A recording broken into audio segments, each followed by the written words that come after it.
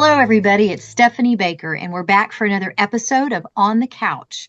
I want to take a moment before we really begin and just remind everybody, all of our listeners, what our areas of focus are for doing this podcast. There are three areas that we really want to hit, and those are the first being just topics in counseling, modern day counseling topics. I will be during that process interviewing, as you've seen if you've watched our podcast. I'll be interviewing not only members of my own team, but other counselors in the area. One of the things that we are really proud of at Life in Abundance is that we have a strong referral network. So we know many professionals who do counseling in the Greenville area. And we also know that we're not the right fit for everybody, but it's important to us that if we aren't the right fit for you, that we can help you find the right fit. And so there's a lot of negative stigma that comes with counseling. And in doing this podcast, we wanted to sort of get rid of some of that and talk about some things that are relevant to a number of people. If you're thinking about going to counseling, we hope that these podcasts might actually make it something that feels a little bit more doable for you, and maybe talk about some of the stuff that you haven't really thought you could talk to anybody about, maybe take some of the mystery away from it. The other areas, one is functional medicine and functional nutrition. And if you've been listening to the podcast, you will know that we've talked about a number of different things: autoimmune diseases, Epstein-Barr, and upcoming, you can look forward to, we will be talking to Dr. Allison Benedetto again in the near future about cholesterol. That's an interesting topic for a lot of people. There are some things that are changing on that landscape. So look forward to that one coming up. The other thing that we will be talking about are other ministries. And part of the reason that we do that is because you may not be aware that certain ministries exist, and they may have wonderful resources that if you don't know about, you're not able to use or utilize. And so what we're doing today is we're actually going to be highlighting a ministry. I'll introduce that in just a moment. And before we do that, I also want to just give the disclaimer that I am not a licensed counselor through the state of South Carolina. I am Stephanie Baker. I am a clinical pastoral counselor, and I'm also the executive director for Life in Abundance, which is a counseling ministry here in the Upstate. And we offer counseling to families because we believe that by strengthening families, we strengthen our community. And so without further ado, what I want to do is introduce our guest today, Christine McMillan. She is the intervention team lead for an organization that most of you probably have heard about called Switch. And so, Christy, it's wonderful to have you. Thank you so much for taking time out of your busy schedule. And I know it was almost an act of Congress for us to Yes. find time to get together. Scheduling. So Yeah. thank you so much for being with us. And why don't we start off with you giving our listeners, because there may be a few that have never heard of Switch. Sure. Can't imagine that, but there Yeah. could be. So why don't you talk to us a little bit about what Switch does and how, and then we'll move into how you got involved. Okay. Sure. So tell us about Switch. Well, first, I just want to thank you so much for opening this door of opportunity for me to come and be on your podcast, just to bring awareness, really, to your listeners. So thank you so much. Sure. All right. So Switch is a nonprofit organization that exists here in the Upstate. That is leading a movement to end sex trafficking here, primarily in the Upstate. So that's what we do. We meet people where they are, and we have different pillars within Switch to meet the different needs of the women coming through the program. There's a restoration pillar, there's a prevention pillar, there's an awareness pillar, there's an intervention pillar. And so each pillar within Switch has a different function. Okay. And as you said before, I am part of the intervention pillar. Okay. All right. I love how you explain that. Can you do it one more time, the pillars, so we've got a clear understanding? Just repeat the pillars. Sure. So there is we have the restoration pillar. And so the restoration pillar is for women who are entering our program to receive healing, to receive maybe they're in a position where they need help getting a job, a home. Our counselors meet them in that space, and they work through that journey with them, whatever that may look like. The awareness pillar is a pillar that goes out into our community and churches, schools, truly any audience that would invite us in just to bring awareness to our community of what's happening in their own backyard. The prevention pillar that's primarily students, that's youth groups, that is the school systems.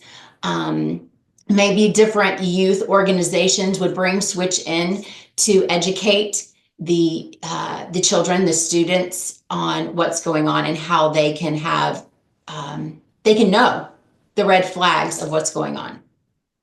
And then the intervention team, that's the one that I'm a part of. And that pillar is actually what started Switch. It is a group of people that go into the places where women are actually being exploited in the upstate. So those are the pillars that we have, and there's a pillar of prayer. Actually, there's a prayer team that everything that Switch is birthed from that place of prayer. So those are crucial things that have built Switch. Wow. Christy, this is just such a huge topic right Yes. now. Yes. And it's getting bigger. Yes. I know, their Angel Studios produced a movie a while back that dealt with trafficking from different countries. And I'm curious as to how you got involved with Switch. Tell me, let's start there. Okay. Yeah. My journey began in 2018 when I went to Ethiopia and on an orphan mission. I just was going over there with a team of people to care for the orphans there in Addis Ababa, Ethiopia. And while we were there in country, we quickly realized that the girls that age out of the orphan care, when they age out, there's nowhere for them to go. And so we brought these young ladies to the places that they had, and God opened my eyes to brothels. And so we were bringing these young women to all these brothels. And so in those moments, I just asked God, what do you want me to know about this? And what do you want me to do? And he said, it's happening in your own backyard. Wow. And to be honest and very transparent, I had no idea. I had no idea that it was happening in Greenville. In fact, when I felt this, I thought, no, surely it's just in Atlanta and Charlotte. That's the backyard he's talking about. But Right. Truth be known, when I started doing the research and digging and reading and asking questions, I unearthed some horrible information that's happening right here in the upstate. Because we sit between Charlotte and Atlanta, we're kind of like a hub. Right. And so, yes, it's happening right here in our own backyard where we live, work, and play. And most people, they see it, but they don't recognize it. I think that's a huge topic as well. I'm guessing you're 100% correct that it's around us all the time, Yes. and we may miss cues. We may not be paying attention and miss it right beside of us. That's right. And nobody wants to think that it's here, right? We always want to think something is elsewhere, and no, that would never come here. But you're right. And Highway 85 is a corridor for it, from what I understand. Talk to me about the signs. Like, what would you tell people that are listening who are like, Greenville, really? What would you say to them? What would you tell them to pay attention to? Yeah. I think that the main things that highlight that it's a possibility that it's happening is you can notice when you see an interaction with individuals and that woman appears to have there's a submissiveness about her. She's not engaging, she's not talking, she's just there. That's a red flag. It's hard to tell. You don't know. But when you see something like that,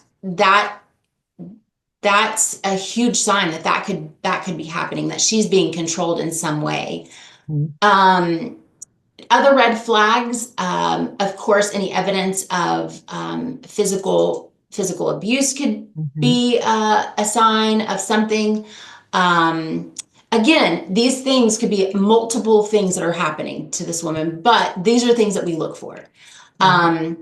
Tattoos around her neck, those are signs of trafficking. Um, those are the main things that come to the top of my head. And see, they're very vague. That's people Right. see these things every day, but they don't know. And so Right. what I would say to someone, if you see something that shifts something inside of you that doesn't feel right with an interaction or an engagement, when you see something, you need to say something. And the more Right. that we report something, then that stacks up and then something can be done.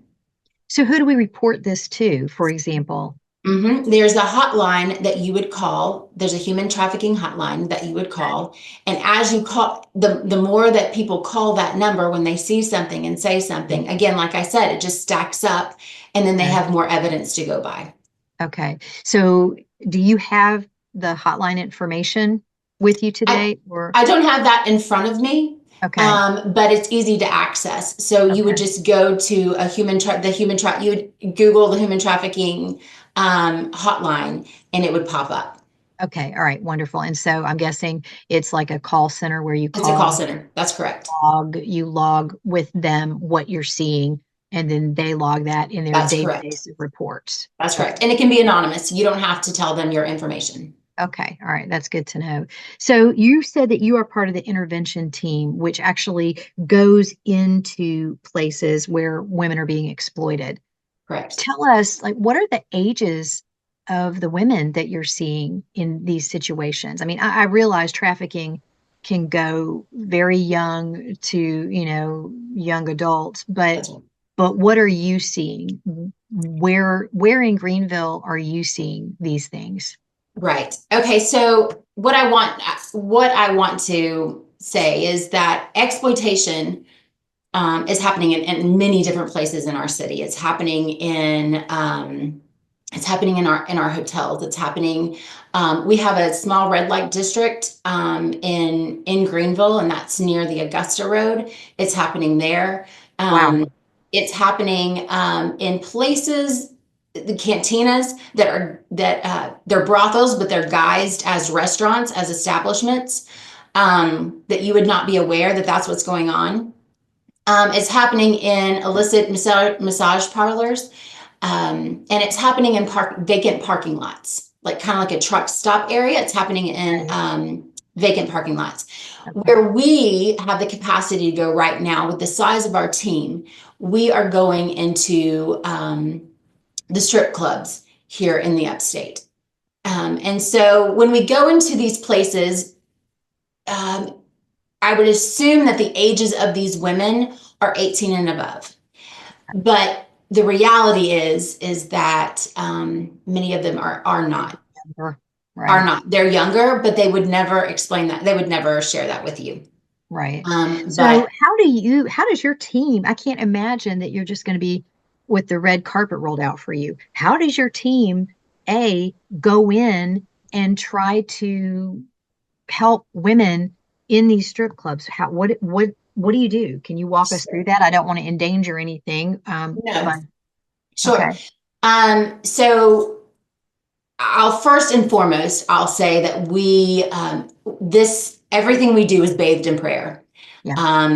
And so that is first and foremost. So sometimes it doesn't make sense, so we're invited in, but we bathe things in prayer, and then we start from the management. We have meetings with the management, and we just let them know this is who we are, and this is what we are very transparent and vulnerable with them, but we want to get permission and from the top, from the management. We want them to know what we're doing.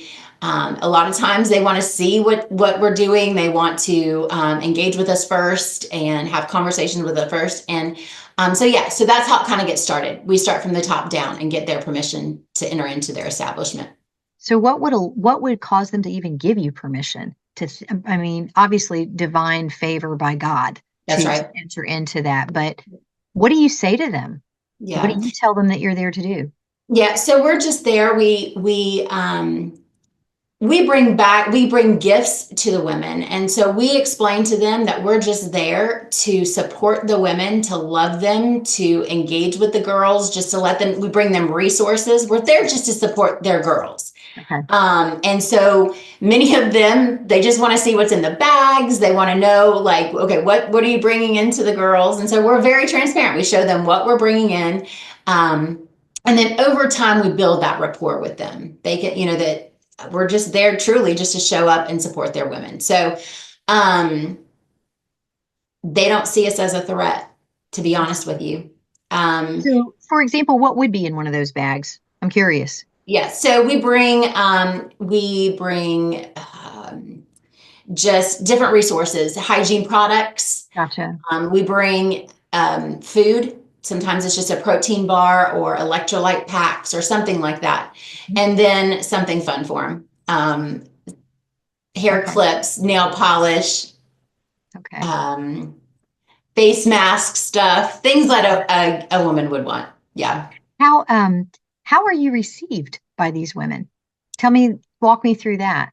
Sure. At first, they're not sure what we're about, who we are. And so that relationship takes consistency, showing up twice a month, every time. That is key to what we're doing because their trust has been demolished. They don't trust people. And so us showing up. So at first it's very cold. They're trying to figure us out. What are we there for? When we hand them gifts, we ask if they would like a gift. The purpose of that is because they've never been asked things. They're just told. And so giving them a choice in things. And so that's building that rapport with these women and coming in time after time. And as we show ourselves trustworthy, and man, that it takes a long time. Yeah. The shell begins to crack a little bit. So that's what I would speak to. That, I mean, it starts off very cold, but over time we have seen that consistency pays off. So for you, I know you must have seen a ton of things in doing this. Mm-hmm. What is one of the toughest experiences that you've ever had? One of the toughest experiences, I would say, is when you go into one of these places, your heart wants to rescue. Mm-hmm. Your human desire is to go in and sweep them up and take them out. That's just not what it's about. That you cannot do that. There's for several different reasons. We're just there to show up, see them, love them, right where they are. No other agenda, only to love them with the love of Christ, to share the gospel with them, period. Right. And so when we show up and you begin to build that trust with them, yes, the shell begins to crack and they begin to share their life with you. When they share their life with you and you begin to hear the challenges that they're facing, the truth of where they've come from and where they're sitting and why they're sitting where they are, all you can do is sometimes is just nothing. That's tough. And that is tough. That is hard places to just weep with them, knowing you can do nothing but just sit there and be in a space with somebody in their hard and do absolutely nothing. Right.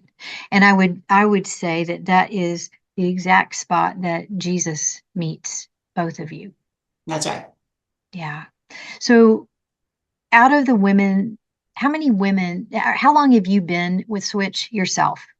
When did you start with them? That's right. So I started in 2019. Okay. So from 2019 to now, how many women do you think you've interacted with through Switch, women that are involved in trafficking? Oh gosh, I would say over that course of time, hundreds of women. Wow. Just last year, we interacted with over 200 women. Um, so yeah, hundreds of women since 2018. That's a lot. What's Yeah, different about you now than you were in 2019 when you were just starting? What's different? that's right. You know, I hate to say this, but I had this perspective of what this was and who these women are.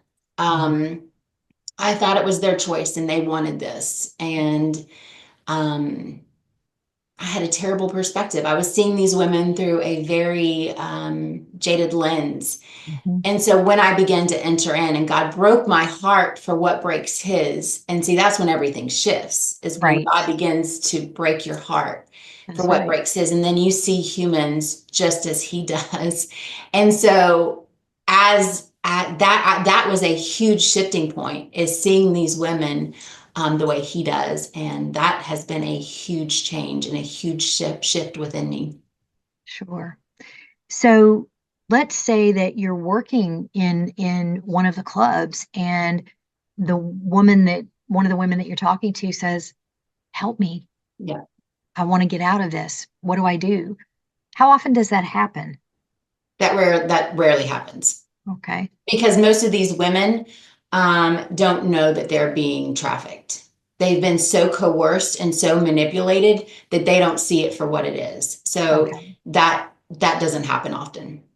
So let's define trafficking then, Mhm, the way that you all define it mhm, in Switch. What would you mhm. say trafficking is?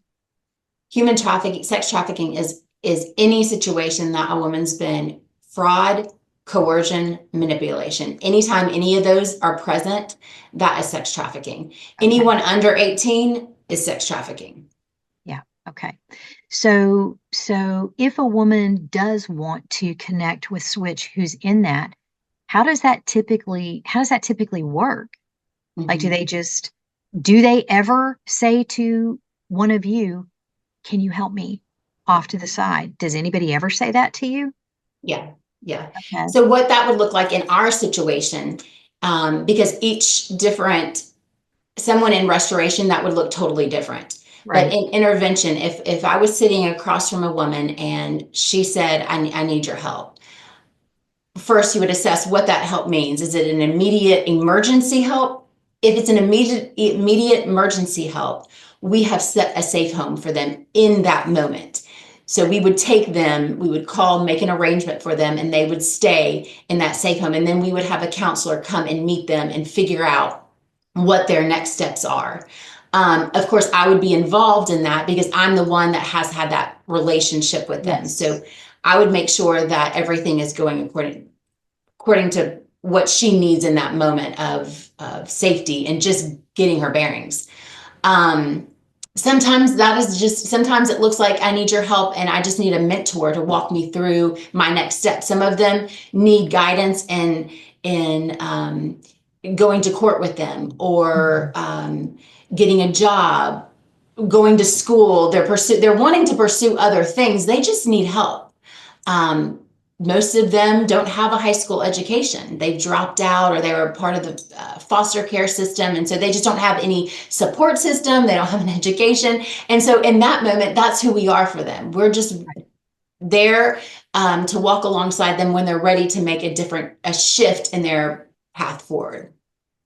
One of the scenarios that someone was talking to me about, and this person was not in direct contact with the scenario, but had been told this by someone who was in direct contact with the scenario, is that one of the women um, who has been trafficked, they held her child.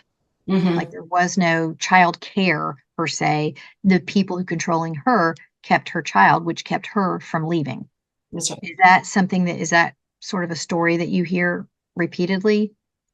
That can happen. I haven't heard that. I have not been in I mean, I don't know any woman that's not part of their story. But that does happen, and they will hold anything Mm. to manipulate and control a situation. Yeah, Are 1,000%.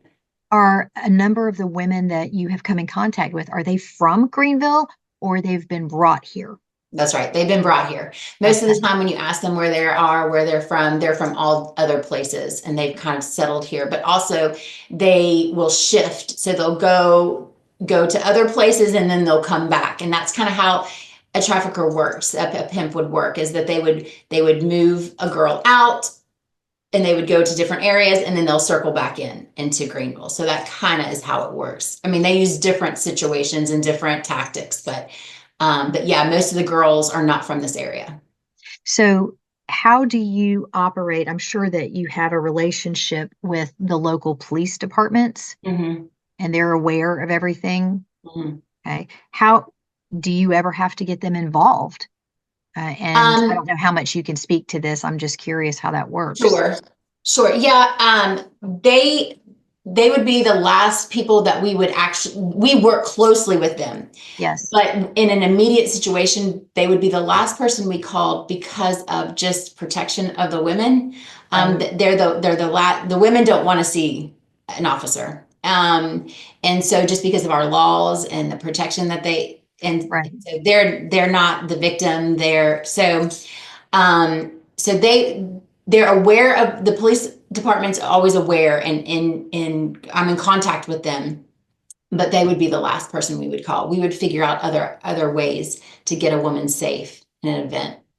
Go back, speak again about the laws because you said they're not the victim. What did you mean? Like, to what were you referring? Sure.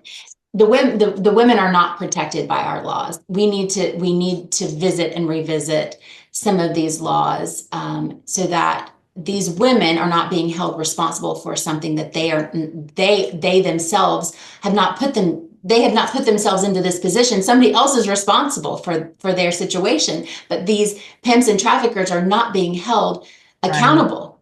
These Right. women are they're under this prostitution. Right. Yeah. Yeah, And so yet, the wrong people are being held accountable. right. Right. Have you seen in the time that you've been doing this, have you ever seen any of the traffickers or pimps, as you've referred to them, be held accountable? Have you ever seen a case where that happened? No. Wow. Wow. I don't even know what to say to that. Yeah. So, if somebody wants to give to Switch, what's the best way to do that? If they want to give a monetary donation, what's the best way for them to do that to help you guys with your resources? Sure. Yeah. So I would say to you, the best way to give would be to go to our website, switchsc.org, and that will guide you through the website will guide you through how to make a monthly or one-time donation to Switch. Okay. And I know that you guys, at least I think I know this, you guys typically do an annual fundraising gala. Is that right? Yes. Yes. Okay, good. When is that? Or did it just You happen? Yep. Well, it happens typically in September, October-ish Okay, time frame, but we also do a golf fundraising event, and that happens in the spring. So that should be wonderful. happening sooner than later. Okay, and I'm guessing that's all on the website and kept That's all updated. on the website. That's right. Perfect, perfect. If I'm somebody that wants to become involved in one of the pillars that you've described as a volunteer, what does that process look like for me? Yep. So I would direct you to the same place. So you'd go into our website and you would click on volunteering, and it's going to give you a specific description of each pillar, Mhm. and you would be put in contact with Suzanne Hopper, and then Okay, she would help you through the volunteer process. okay. Are there um, are there other chapters of Switch in other states? No, it's only here in the upstate. Okay. Yeah. Wow. Okay. Yeah. And when was Switch founded? Do you know? Yes, it's 2012, Okay. 2012. Yeah. So you guys have been in and around about as long as Life in Abundance has. So Yeah. Yep. this is fantastic. So what would you say to the listeners right now that's really on your heart that you would want them to know about the work that you guys are doing through Switch? What would you want them to know? I would want them to know that it is to it's time to wake up. It's time to be aware of what's happening in our city and the darkness that has come and invaded these spaces in our city, and that it's not okay. It's not okay that it's happening to the children. It is not okay that it's happening to the women. It's not okay. And that it's time to wake up and become aware and acknowledge it Right. for what it is. Right. And I'd also want to speak to that the mentality of it's their choice. It's not these women, it's not their choice. I want that muddy water to be cleared. It's not their choice. These women, in some part of their life, something has happened and it isn't their choice. Oh, well, they want to be there. It's not. Nobody wakes up one morning and says, I want to go and be a stripper. Right. I want to be held bondage to this person. Right.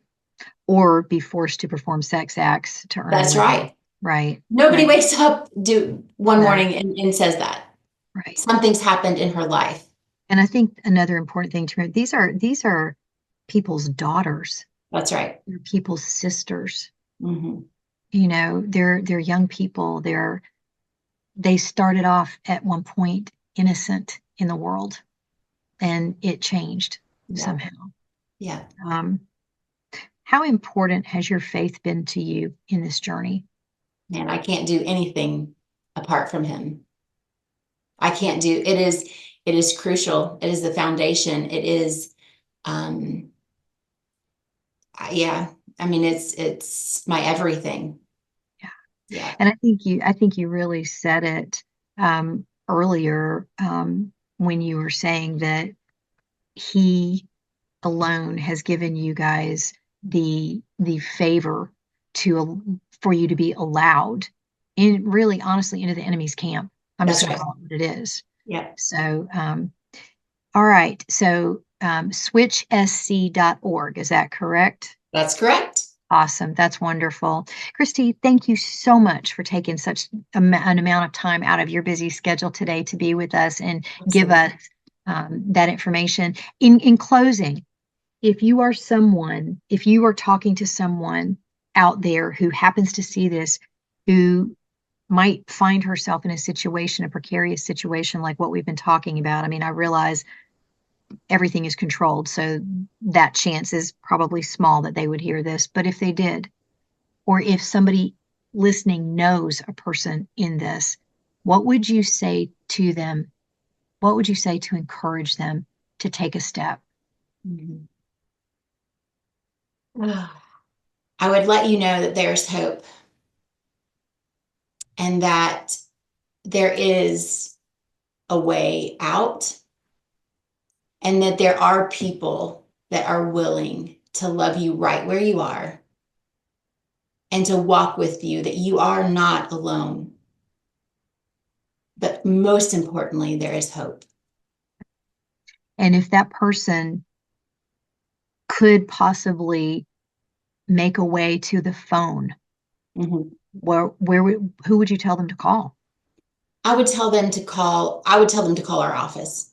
Okay. I would start there. I would call our office and you would be connected to a care coordinator that can walk you through your next step and what that needs to look like. Okay. All right. That's great. Again, Christy, thank you so much. You are just always a joy to talk to. And thank you for coming on rather, and talking to us about your organization. You guys are doing amazing work.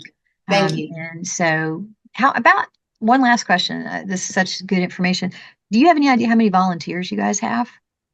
I don't know that number. I know that the laborers are few, Yeah. and so we would love any participation. I know that we have a team of 7, and I would love for that to grow. So I don't know that number. My guess, I don't even want to guess. I don't Okay. know. But So again, if anybody is interested in volunteering, they just go to the website. that's right. If they want to volunteer specifically in your area, when they call or go online, or is there a way for them to just delineate that I want to Yeah, work for the intervention part that's of right. it? Okay, Yeah. good. All right. That would be all obvious. And when they would Okay. connect with Suzanne Hopper, they could explain that then. Wonderful. All right. Very good. Well, thank you so much. I really appreciate it. And would you come back on sometime and let us know how things are going? Absolutely. Thank you so much, Stephanie. Yeah, thank you. Uh-huh.